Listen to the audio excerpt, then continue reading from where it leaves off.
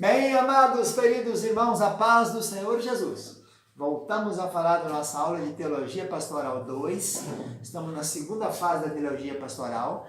Lembrando, nós estamos ministrando o curso básico de Teologia do Seminário Teológico Berechit, Seminário Teológico Tabernáculo, Faculdade Teológica Berechit. Temos todos os cursos básico, intermediário e bacharelado livre. Doutorado e mestrado livres, não é da CAPES do MEC. Mestrado e doutorado livres em Xilologia, estuda cantares e Gemata, estuda os números na Bíblia. E também Velho Testamento, Novo Testamento e muitas outras coisas. Nossos cursos são todos cursos livres, estamos aqui desde 1992, ensinando Bíblia para o povo. Já formamos mais de 700 pessoas, já passaram pela escola mais de 2.000 pessoas. Muitos começam e não terminam. Mas para esse eu digo, tu porém, vai até o fim. Você que está nos ouvindo, acompanhando, vá até o final. Cada um que está ouvindo pela internet e vendo, poderá fazer os cursos aí, basta escrever aí na descrição do vídeo, tem o endereço, tem o nosso zap. Você pode nos contatar e fazer o seu curso, a matéria só, fazer o curso todo, escolher suas matérias, e vai fazendo, e depois poderá fazer o curso superior do MEC também. O mantenedor da entidade é o Centro de Cultura Bíblica Berechit e o Ministério Tabernáculo, de Lagina, Minas Gerais. A aula passada nós falamos do livro 6, última matéria do livro 6, Teologia Pastoral, segunda fase. Na aula passada nós falamos de finanças da igreja, um assunto melindroso, né? Mas que tem que ser atacado, tem que ser cuidado, tem que ser bem gerido. A aula de hoje falaremos sobre a formação ministerial, qualificação, né? Capacitação. Isso, seu pastor precisa fazer isso, tem que preocupar com a sua igreja nesse quesito. A igreja precisa ser adestrada, qualificada. Paulo dizia que os bereanos eram melhores que os de Tessalônica, porque eles conferiam diariamente o que ia sendo falado. Então a qualificação é muito importante e a capacitação dos seus obreiros. Um bom líder, um bom pastor é aquele que faz discípulos, né? Fazer discípulos não é de qualquer. Tem gente que não consegue fazer liderança. Fica 10, 15 anos e não consegue fazer discípulos. Ele é centralizado, ele é o modelo dele, ele não ensina o que sabe. E aí acaba que um dia que ele passar dessa para outra vida, fica sem sucessores, né? Sem os seus continuadores. Então é preciso entender que nenhum pastor é perfeito, nenhum líder é perfeito. Todos nós temos falhas, né? E por isso estamos corrigindo essas falhas e sermos humildes para aceitar essas falhas, não é isso? Nenhum pastor vai formar uma equipe qualificada e dedicada com membros que compensa as deficiências do pastor, presidente, ao mesmo tempo complete os pontos falsos, os pontos fortes, né? Não vai se o pastor formar uma equipe qualificada e dedicada com membros que compensa as suas deficiências, vai ser o melhor de tudo. Ele deve fazer isso, formar essa equipe que substitui, né? que adequa. Então, se ele tem essa falha aqui, arruma alguém que consegue tapar essa fenda aqui. Então a verdadeira equipe é aquela que tem todas conjuminadas, né? Faz um entrelaçamento, vai suprindo as falhas, né? É o que diz a apostila aqui. Então esse ponto é importante. O líder, o pastor, tem que saber a sua administração. Decidir como é que ele vai trabalhar, ter uma linha de ação, né? Não pode cada dia ficar para um lado, batendo de um lado para o outro, julgando a mente. Tem que lançar a rede do lado certo, os discípulos lançaram a rede, lança a rede para tal posição e pegar os peixes. Se você lançar a rede aleatoriamente, você lança na direita ou na esquerda. Se você lança na esquerda, está na direita. Então é preciso ter uma linha de ação, uma filosofia. Se você quer ser bem sucedido, dizia o Dr. Roberto Schuller, é preciso colocar em seu coração 3 coisas. Primeiro, o que você está tentando fazer. Segundo, como você planeja fazer. Terceiro, por que você ainda se preocupa com isso? Então, é motivação. Então, tem que ter essas ideias na mente, né? Senão você não sai do lugar. É preciso ensinar, então. Tem que ter essa filosofia de administração e você vai ensinando e fazendo discípulos, né?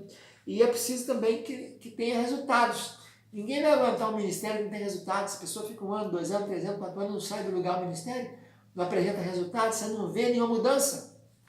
Não agrega ninguém, não produz nada, não abre trabalho, ninguém está satisfeito com aquilo, então tem que ter resultado. O bom líder é aquele que tem uma liderança de resultados, né? É preciso inspirar os seus liderados, né? Brad Lieber escreveu o seguinte: é permitido a um pastor sonhar tão grande quanto possa E depois tem permissão para perseguir esse sonho sem ter de passar por obstáculo. Tem muito líder que não aceita que o liderado passe ele. Então ele é líder. Sou eu que mando aqui. Isso é ditadura, né? Isso é lá na Venezuela com Maduro, né? Ou na China, na Coreia do Norte com Kim Il-sung, ou na China com o Xi Jinping, né? Ou Putin na Rússia. Mas a democracia não quer dizer que você é o tal, você que manda, sua igreja é minha. Eu peguei aqui com 10 membros e hoje está com 1000 membros. Não tem eu nada. Enquanto você subir, o Espírito está descendo. Você tem que entender que você está sendo usado por Deus para acrescentar dia a dia. E o Senhor acrescentava dia a dia os que iam sendo salvos. Não era Pedro e João, porque Pedro discursava muito bonito, porque Pedro e João curaram o paralítico da Porta Formosa. Não, é o Senhor concede, quem dá as almas para o pastor é o Senhor Jesus. E o Senhor acrescentava dia a dia os que iam sendo salvos. O Senhor acrescentava, não é você com as suas técnicas, suas táticas miraculosas, não. É a intervenção do Espírito Santo na sua vida que faz a obra. Então é preciso aprender isso.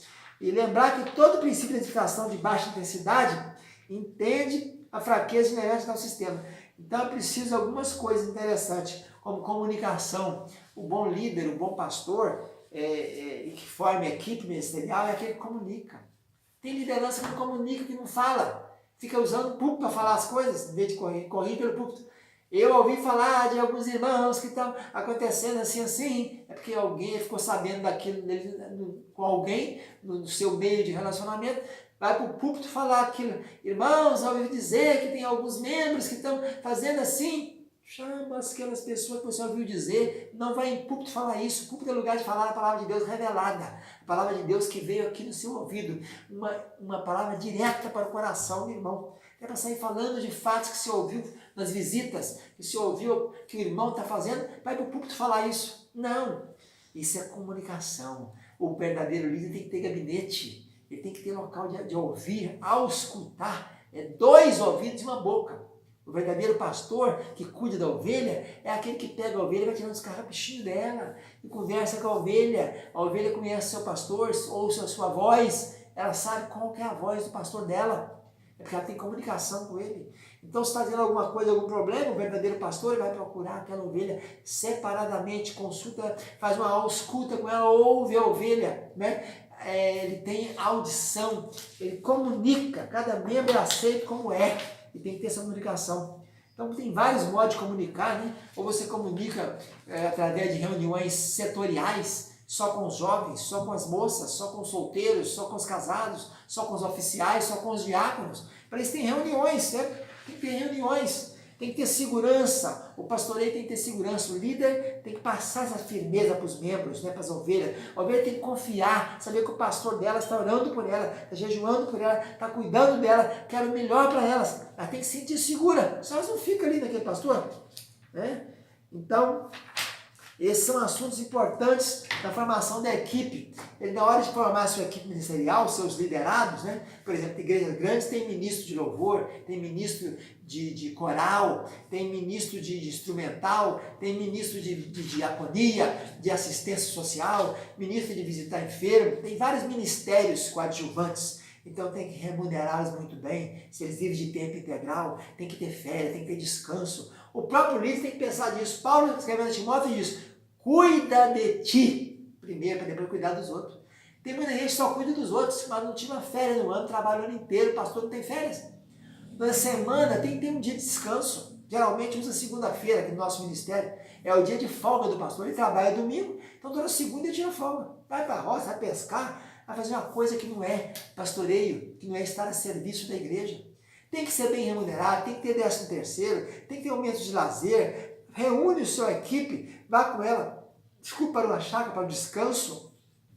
Valorize a sua equipe, incentive a sua equipe, né? Faça treinamentos, convenções, leva o seu participar de treinamentos, de convenções, de seminários. Vai ter um seminário em tal lugar falando disso. Leva a equipe toda, aluga uma van, se não tem igreja, compra, se na igreja não tem ônibus, leva-os a treinamento, capacita-os, honra os seus liderados, aprende a fazer isso. a não desqualificá-los publicamente. Se tem que corrigi-los, corrige-os individualmente, chama um por um, né? Cada dia da semana deve ter um momento para conversar com cada um deles. Isso aí é a formação da equipe ministerial, né?